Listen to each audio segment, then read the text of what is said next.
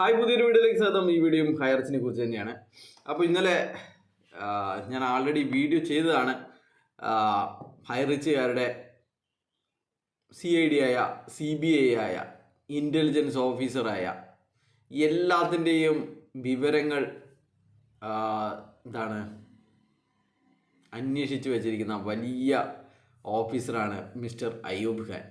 അപ്പോൾ അയൂബ് ഖാനെ അന്വേഷിച്ച് കണ്ടെത്തിയിരിക്കുന്നത് അനിൽ അക്കരെ ഏത് ആൾക്ക് വേണ്ടിയിട്ടാണ് സംസാരിക്കുന്നത്, ഞാൻ ആർക്ക് വേണ്ടിയിട്ടാണ് സംസാരിക്കുന്നത്, അതുപോലെ എളമരം കരീം വത്സലൻ സാറെ കുറിച്ച് എന്തൊക്കെയാണ് കണ്ടെത്തിയിരിക്കുന്നത്. വെറും യൂണിയൻ നേതാവിൻ്റെ റോളിൽ ഇരുന്നുകൊണ്ട് നിയമസഭയിൽ അദ്ദേഹം പറഞ്ഞതൊക്കെയാണ് വലിയ കാര്യമായിട്ട് പറയുന്നത്. ആ കൂട്ടത്തിൽ ഇത്രയും കഴിവുകെട്ട അത് പറഞ്ഞു പോകുന്നത് കഴിവുള്ള ആളെ അന്വേഷിക്കേണ്ട കുറച്ച് കാര്യങ്ങളെക്കുറിച്ചാണ് ഞാനിവിടെ പറയുന്നത്. അപ്പോൾ അന്വേഷിക്കേണ്ടത് ആദ്യമായിട്ട് നിങ്ങളുടെ ദൈവമായ പ്രതാപൻ സാറുടെ കഴിഞ്ഞ 20 വർഷത്തെ പ്രവൃത്തിയെക്കുറിച്ച് അന്വേഷിക്കണം. എത്ര കമ്പനികൾ ഉണ്ടാക്കിയിട്ടുണ്ട് എന്ന് അന്വേഷിക്കണം. എന്നിട്ട് അതൊക്കെ എങ്ങനെയാണ് പൊട്ടിയത് എന്ന് അന്വേഷിക്കണം. അതിലെത്ര പേര് കേസ് കൊടുത്തിട്ടുണ്ടെന്ന് അന്വേഷിക്കണം. എത്ര ദിവസം ജയിലിൽ കിടന്നിട്ടുണ്ടെന്നും നിലവിലെത്ര കേസുണ്ടെന്നും എത്ര ഫൈൻ അടച്ചിട്ടുണ്ടെന്നും അന്വേഷിക്കണം. ഇതൊക്കെ അന്വേഷിക്കാൻ നിങ്ങൾക്ക് അറിയാം. ഇതൊക്കെ അന്വേഷിച്ച് ചിലപ്പോൾ നിങ്ങൾ ഉത്തരം കണ്ടെത്തിയിട്ടുണ്ടോ എന്നും എനിക്കറിയാം. പക്ഷേങ്കിൽ അതൊന്നും നിങ്ങൾ ഇങ്ങനെ വിളിച്ചു പറയാൻ നിൽക്കില്ല. അത് പറഞ്ഞതുകൊണ്ട് നിങ്ങൾക്ക് കാര്യമില്ല എന്നതാണ് സത്യം. ആൾക്കാരെ പറ്റിക്കാൻ സാധിക്കില്ല. അത് മറച്ചു പിടിച്ചാൽ മാത്രമേ നിങ്ങൾക്ക് ആൾക്കാരെ പറ്റിക്കാൻ സാധിക്കുകയുള്ളൂ. അതുപോലെ തന്നെ നമ്മുടെ ചീന മേഡത്തിന് കിട്ടിയിരിക്കുന്ന അവാർഡുകളെ കുറിച്ച് പഠിക്കണം. എത്ര അവാർഡുകളാണ് അവർക്ക് കിട്ടിയിരിക്കുന്നത്, ആരൊക്കെയാണ് അവാർഡ് കൊടുത്തിരിക്കുന്നത്, ആ അവാർഡ് ലഭിക്കുന്നതിന് വേണ്ടിയിട്ട് എത്രമാത്രം പൈസ ഇവർ ചെലവാക്കിയിട്ടുണ്ടെന്ന് മനസ്സിലാക്കണം. ഇതൊക്കെ സിമ്പിളാണ്. നിങ്ങളുടെ ദൈവത്തോട് നേരിട്ട് ചോദിച്ചാൽ മതി. അവർ സോഷ്യൽ മീഡിയയിലുണ്ട്, ഫോൺ നമ്പർ നിങ്ങളുടെ കയ്യിലുണ്ട്. അതൊക്കെ ചോദിച്ചു കഴിഞ്ഞാൽ നിങ്ങൾക്ക് മനസ്സിലാവുന്നേ ഉള്ളൂ. അതൊക്കെ എന്നിട്ട് നമ്മളോട് പറയണ്ട, നിങ്ങളുടെ അപ്പ് ലൈനോടും ഡൗൺ ലൈനോടും പറയണം. അതുപോലെ തന്നെയാണ് നമ്മുടെ മലനാട് TV ഓരോ വീഡിയോക്കും ഈടാക്കുന്ന കാശിനെ കുറിച്ച് നിങ്ങൾ അന്വേഷിക്കണം. മലനാട് TV എന്നൊക്കെ പറഞ്ഞു കഴിഞ്ഞാൽ നിങ്ങളിപ്പോൾ എന്നെ പറയുന്നുണ്ടല്ലോ ഞാൻ ഹൈറിച്ചിനെ കുറിച്ച് മാത്രമാണ് ചെയ്യുന്നത് എന്ന്.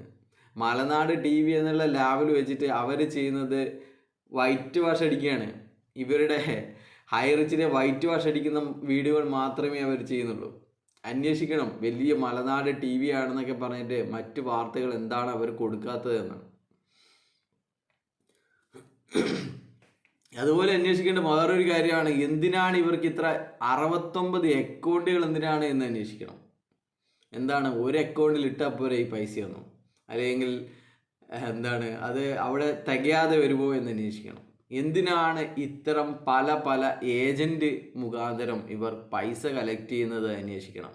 ഇവർക്കറിയാം ഇത്രയും പൈസ ഒരു അക്കൗണ്ടിൽ വന്നു കഴിഞ്ഞാൽ ബാങ്ക് തന്നെ ആ അക്കൗണ്ട് ഫ്രീസ് ചെയ്യും. കാരണം കാണിക്കാൻ പറയും, ഇത് എവിടെ നിന്നാണ് കിട്ടിയത്, ഇതിൻ്റെ ബിസിനസ് കാര്യങ്ങളെക്കുറിച്ച് ഡീറ്റെയിൽസ് കൊടുക്കാൻ പറയും. അതുകൊണ്ടാണ് ഇവർ ചെറിയ ഒരുപാട് അക്കൗണ്ടുകൾ പുതിയ ന്യൂ ജനറേഷൻ ബാങ്കുകളിൽ ഉണ്ടാക്കിയിട്ട് ഇതുപോലെയുള്ള തട്ടിപ്പ് നടത്തുന്നത്. പിന്നെ അന്വേഷിക്കേണ്ടത് ഈ 69 അക്കൗണ്ടുകളിലും ഇപ്പോൾ ബാക്കിയായ തുക എത്രയാണെന്ന് അന്വേഷിക്കണം. ഇന്നലെ ഏതോ കത്തോലിക് സിറിയൻ ബാങ്കിൻ്റെയൊക്കെ ഒളിച്ചു വെച്ച പണമൊക്കെ കണ്ടെത്തിയിട്ടുണ്ട് എന്ന് അറിയാൻ കഴിഞ്ഞത്. പല പേരുകളിൽ, ചിലയിൽ ശ്രീനാഥ് എന്നായിരിക്കും, ചിലയിൽ ഗീത എന്നായിരിക്കാം, ചിലയിൽ ശ്രീനാ പ്രതാപ് എന്നായിരിക്കാം. അപ്പോൾ പല പേരുകളിൽ എന്തിനാണ് ഇത്രയധികം അക്കൗണ്ടുകൾ എന്ന് അന്വേഷിക്കണം. ടാക്സ് വെട്ടിക്കാനും ഇൻകം ടാക്സ് വെട്ടിക്കാനും ഒക്കെയാണ് ഇത്തരത്തിലെ അക്കൗണ്ടുകൾ ഉണ്ടാക്കുന്നതെന്ന് മനസ്സിലാക്കണം. പിന്നെയുള്ളത്, ആരും കയറാത്ത സൂപ്പർ മാർക്കറ്റുകൾ ഇപ്പോൾ പണിയും തുറന്നില്ലല്ലോ.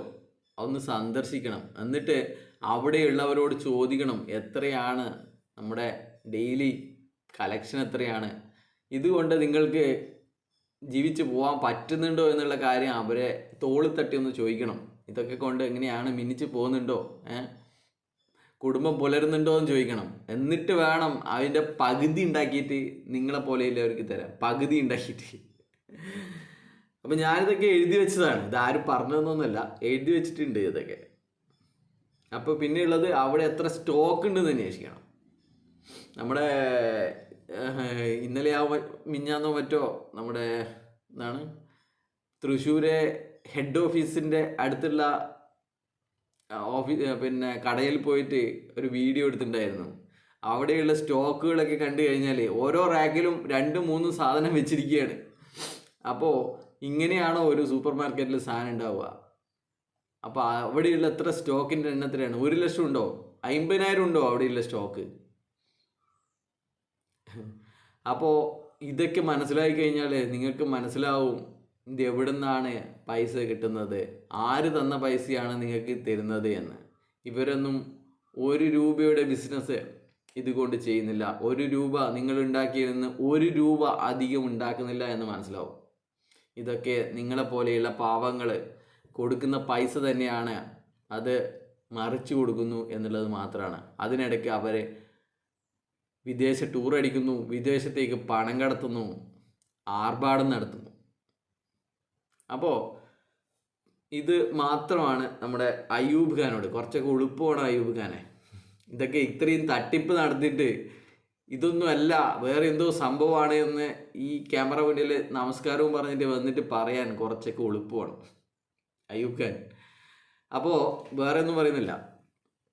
പിന്നെയുള്ളത് നമ്മുടെ ജിനിൽ മാഷെ കുറിച്ചാണ്. ജിനിൽ മാഷ് ഇന്ന് ഭയങ്കര ക്ലാസ് ആയിരുന്നു. എങ്ങനെ ആൾക്കാരെ പറ്റിക്കണം എന്നതാണ് അദ്ദേഹം ഇന്ന് ക്ലാസ് കൊടുത്തത്.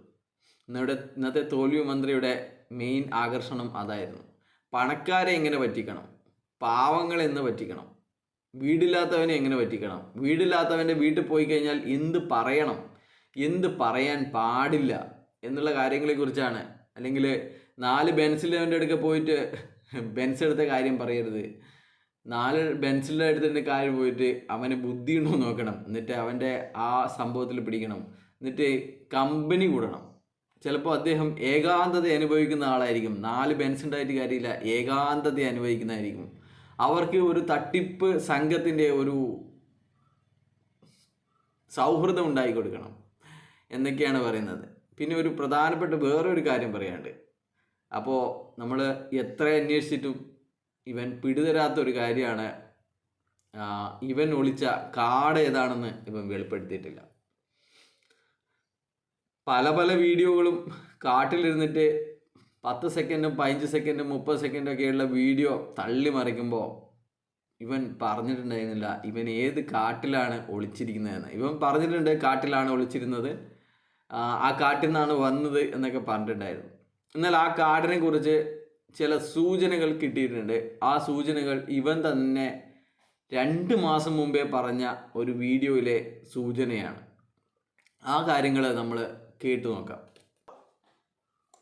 ഒരു 2-2.5 ലക്ഷം രൂപ പൊട്ടിച്ചിട്ട് നമുക്കൊന്ന് ടൂറിന് പോവാം, എങ്ങനെ ഉണ്ടാവും?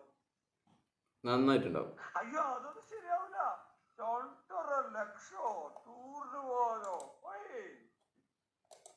അപ്പോൾ ഇദ്ദേഹം പറഞ്ഞത് കഴിഞ്ഞ സെപ്റ്റംബർ 28 ഒരു വിജയമന്ത്രിയാണ്. അതിൽ ഇദ്ദേഹം പറയുന്നത് നമ്മൾ 2.5 ലക്ഷം മുടക്കിയിട്ട് ഡിസംബർ 12 വേൾഡ് ടൂറിന് പോവുകയാണ് എന്നാണ്. അപ്പോൾ ഇദ്ദേഹം ഒളിച്ചിരിക്കുന്ന കാർഡ് ചിലപ്പോൾ ആമസോൺ കാർഡായിരിക്കും. വേൾഡ് ടൂറാണല്ലോ പറഞ്ഞിരുന്നത്. അപ്പോൾ മനസ്സിലാക്കേണ്ടത് ഇതുപോലെയാണ് ഇവൻ ഈ രാവിലെ എല്ലാം മാറ്റിവെച്ച് ഇവനെ ശ്രവിക്കാൻ ഇരിക്കുന്ന ആൾക്കാരെയും പറ്റിക്കുന്നതെന്ന് മനസ്സിലാക്കി തരാൻ വേണ്ടി മാത്രമാണ് ഈ കാര്യം പറഞ്ഞത്. അപ്പോൾ കുറച്ചൊക്കെ ഇവനോടും ഇപ്പോൾ ചോദിക്കാനുള്ളത് ഇത് തന്നെയാണ്, കുറച്ചൊക്കെ ഉളുപ്പ് വേണം എന്ന്. ബൈ.